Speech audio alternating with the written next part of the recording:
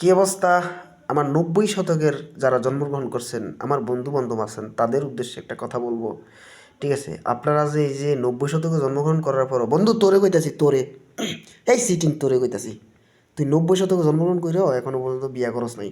এদিক দিয়া family card নেওয়ার জন্য মানুষ লাইন ধরে গেছে। তুই পাঠা যে এখনো মানে বিয়া করলি না, এই যে এখন যে ফ্যামিলি কার্ড থেকে মানে বঞ্চিত হবি। ঠিক আছে?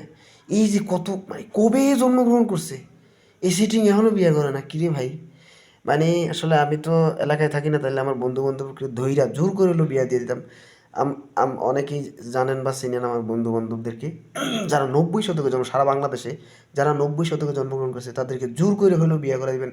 এই যে এই আবাল, এই যে নির্বাচন হওয়ার পরেই তো যদি আমাদের তারেক রহমান স্যার যদি ক্ষমতা আসে তাহলে ফ্যামিলি কার্ড দিবে। পাঠা, তুই যে বিয়ে করলি না, এটা থেকে বঞ্চিত হইবি না?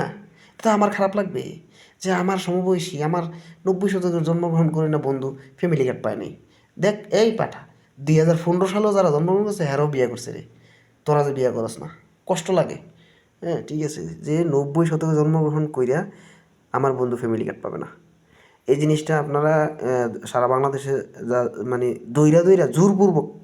আর একটা কথা হইলো মানে বিয়ে করে দিবেন। আর একটা কথা হইলো যে এই পাগলা, তুই বলত, এই যে মনে করে এখন তুই এই পর্যন্ত একটাও বিয়ে করলি না, এই যে এখন যে হাইকোর্ট 2টা বিয়ের উফ, কী যে সুযোগ যাচ্ছে আমাদের ৯০ শতকের মানুষ মানে ছেলেদের মেয়েদের জন্য।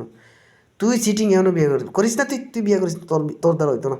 নির্বাচনের পর তার যে ৯০ শতকের আগের জন্মগ্রহণ করছে, ঠিক আছে, ইয়া দেওয়া হবে। ঠিক আছে, ৯০ শতকের আগে যারা জন্মগ্রহণ করছে, যারা এখনও অবিবাহিত, তাদের কাছে মেয়ে দেওয়া হবে না, এরকম একটা আইন পাশ করা হবে। আমি যে সামনে নির্বাচন করব, নির্বাচনে পাশ করলেই এই একটা আইন চালু করবো, ৯০ শতকের যারা আবিহিত আছে তাদেরকে, তাদের কাছে মেয়ে বিয়ে দেওয়া হবে না। ঠিক আছে, জেল জরিমানা হবে আর যদি বিয়ে করস তোরা।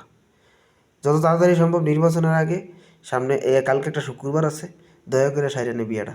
ফ্যামিলি কার্ড আবাল ফ্যামিলি কার্ড পাবি। ধন্যবাদ ৯০ শতকের বন্ধু বান্ধবদেরকে।